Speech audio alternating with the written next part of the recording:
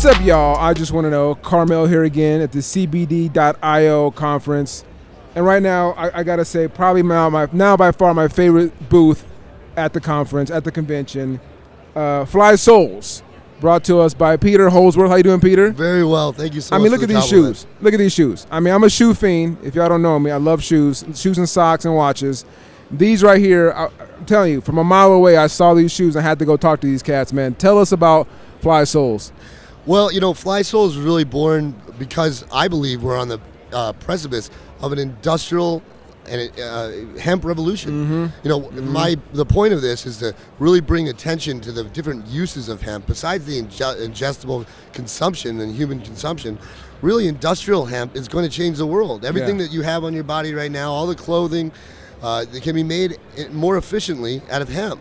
And hemp remediates the soil. It helps our planet. It sucks CO2 out of the air. I mean, there's so many different benefits to planting hemp for industrialized purposes that we need to now change the paradigm of how people look at it and recognize that it's a wearable fabric. Now, this was a thing back like in the 1800s and 1700s. Hemp was known as a known commodity back in the day, right? Not only that, I mean, you were required to grow hemp as a farmer in the beginning parts of our country. So it wasn't as if we haven't had a relationship with that. The human body, the physiology, we have that endocannabinoid system that everybody's now learning about. Right. We need hemp. We need cannabinoids in our lifestyle. So this has been with us for thousands of years. We have demonized it over the past 100 years with Harry Anslinger, bringing it and calling it marijuana. Mm-hmm. But really, we need to celebrate this plant. So why do you think that demonization happened with hemp? I think it happened a couple different reasons. The paper industry, was making an aggressive stance against hemp. If you look back at how hemp was utilized for paper purposes, our Constitution was written on hemp. So, right. That and politically, I believe that the lumber industry had some, political interest, and it was fashionable for the time to demonize it. Sure. So it's funny because it seems like the transition, or I guess the adoption of more like electric cars, when electric cars aren't really a new thing, almost kind of feels the same thing with hemp. Like, this isn't really a new thing to the industry. It almost had like it going away because certain people wanted to go away, but now it's kind of coming back. What do you think is, like, for you, like, what was your reasoning for getting into this in this industry? Do you have a shoe background, a hemp background? What was your burgeoning experience to get into this? Well, actually, I started in the cannabis, the THC market, with the first legal transaction. I was the CIO, CFO of BioTrack THC. Okay. BioTrack designed the regulatory platform for the state of Washington, Illinois, New Mexico, New York, and Hawaii while I was there. We also built a commercial seed-to-sale, operational, point-of-sale, and inventory management system. Today, it runs about 2,900 operations in 31 states and 15 countries. It'll track about $8.5 billion of cannabis this year. So I started in 2014 in the industry, and I've just tried to evolve with it. The reason that I've pivoted over to the CBD and hemp markets is because it's just a much, much larger market. We're talking about, hemp, everybody's got feet. Right, right. Industrialized hemp is on the precipice of making this change for everybody, and I want to be the first one there. So, is there another branching out of Flysouls? Is it like is there a gene coming from you guys? Is it shirts? We're actually going to be launching into belts here. Oh wow! Okay. I don't know if we're going to be launching into normalized clothing like jeans or shirts. There's a lot of large companies like Levi's that's coming out with some hemp jeans stuff. Okay. I don't know if I'm necessarily going to compete in that sector. I really like accent pieces. Sure. Shoes are an accent piece. Yes. Your belt is an accent piece. We may go into bow ties and maybe a watch, possibly, or bracelets. Watch bands, things along those lines. Yep. Okay. So you guys are based out of Nevada. Yep. Okay. Very cool. So, are you guys predominantly just male, female, both? What's right now? What's your product base right now? Surprisingly, at the beginning of this, I thought it was going to be mainly male-dominated demand. But we've had an astronomical demand from women. Women actually have been a higher demographic of demand than men have been. So, that's funny. We have both sizes for men and women. Okay. And we're finding that the women are really actually buying more than men. I mean, sometimes with a lot of things in this industry, if you get the women, you'll get the men. So, That's like women in shoes is like, it's crazy. But again, I myself am a big shoe guy. Are you a big shoe guy as well? You can tell, right? I mean, are you rocking them? So I mean, but I only wear my shoes now.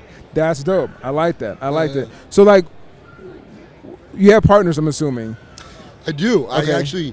I have a firm belief that I don't want to own 100% of anything. I hear that. So I partnered with all of my friends in the cannabis industry. There's actually 10 of us, and we're all owners of the company. Dope. So what was that there so when you first came out with the idea, did you pitch it to your buddies? Did someone pitch it to you? Because like, I want to make shoes out of hemp. It's not a common thing to hear. So how did the whole story? How did it all start? I just founded the company. I met a family of 5th generation cobblers in Mexico. Okay. And they were hand weaving shoes. And I thought to myself, okay, can we do that at hemp? And then I thought to myself, okay, what if I send you some designs? And it just started to work out. Wow. And so these are actually the prototypes I'm wearing. Okay. And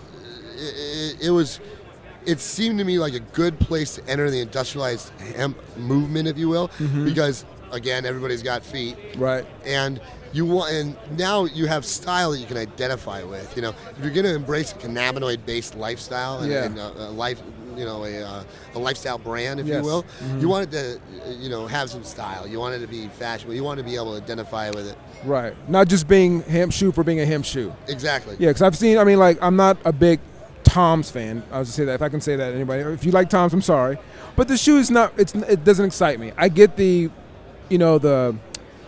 charity behind it. I get everything they do, but I probably wouldn't wear a pair myself. These right here, honestly, if these weren't hemp shoes, I probably would still wear it. Yeah. You know what I'm saying? But the fact that it is hemp based, it is like a shoe that not only helps our environment, it helps me.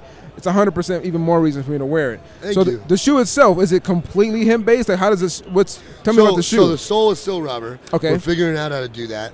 Yep, it's a hemp base. There's 3 different actually types of hemp. There's a very fine and refined hemp. There's a kind of a middle ground that's hand woven like this, and then there's a third type that's a little more like a canvas that's printed. Okay. And we source them from various sources around the world, from Colorado to Colombia to India. Wow. So yeah, because this one almost kind of looks like burlap, kind of like. Yeah. It's a little bit more of a rougher material, but it lasts forever. I mean, they're incredibly durable. They're machine washable. They're antimicrobial, antifungal, hypoallergenic, and waterproof. I mean, what else you want? For real. I mean, that is a perfect shoe right there. I mean, that is awesome. Cool. So you got the belts coming out next. You said maybe more accent pieces. Is there another venture in the CBD realm that you're also involved in? So I'm actually the global expansion officer for Tommy Hilfiger, Canada Market. Okay. We have a THC and CBD company based out of Coachella called Green Horizon. Dope. We're developing 1 million square feet of indoor cultivation in the THC market of California. Okay. And we're launching natural states all around the world for CBD non-psychoactive products, from Switzerland to South Africa to Japan to Jamaica. Wow. You're a busy man, Peter. I try to stay busy. That's cool. So now, a lot of also what we're trying to bring as a part of the I Just Want to Know podcast and family is just awareness to anything. So CBD, THC, weed, marijuana, it all kind of seems a little different from hemp. Yeah. So explain to our audience exactly like the breakdown of all those things. Where does hemp sit in the whole genre of marijuana, cannabis, and all that? Good question. We really got a lot of transparency and clarity on this subject when the federal government passed the 2018 Farm Bill. And that classified industrialized hemp as a cannabis plant that contains less than 0.03% THC content. Okay. So now that opened the floodgates for the U.S. to start producing industrialized hemp and hemp that's refined for cannabinoids and ingestion by a human being. Sure. That really set the bar there. So anything that falls below that 0.03 is not only transferable across state lines, but you can now ship it. Okay. Industrialized hemp oftentimes is sourced traditionally from like China or India, where they've been growing it for years. Yeah. A lot of that industrialized hemp actually has higher THC counts, but they don't care. They just chop it up for industrial purposes, and that's pretty much where it sits. But CBD and cannabinoids will be heavily regulated and given us a regulatory platform by the FDA fairly shortly here. Okay. And the FDA is going to regulate CBD in 3 different manners. There's an NDA, which is a new drug application. Okay. That's a $1 billion 10-year process to achieve. Sure. That's Epidiolex, right? Okay, yeah. Then there's an NDI, which is a new dietary ingredient. That gives you the ability to say, this puts me to sleep, or this removes inflammation, and actually have an efficacy claim. Okay. And then the third is generally recognized as safe, and that is a food additive. So you can put hemp in, or hemp seed, or whatever you like, in food. Yeah. And it's been, been stamped and given a stamp of approval by the FDA, saying this is safe for human consumption. Okay. So, does your shoes fit somewhere in that category? Like is it? Do you have to market your shoe as a food ingredient? No, because it's not an ingestible, so right. people aren't going to take it. Okay. But it is an industrialized hemp product. I do source the fiber from qualifying industrial hemp. Okay, very cool. So where can they find Flysouls? Where can they buy your shoes at, man? So flysoulshoes.com, and soul just like your soul. We're selling online right now. We just launched. The website went live last Wednesday. Awesome. This is CBD IO is our launch party, if you will. 100%. Yeah. And we'll be carefully measuring different retailers that we want to do distribution into in the first 6 months, but we generally want to connect directly to consumers. So we ask people to go to flysoulshoes.com. Sweet. You guys got it. Flysoulshoes.com.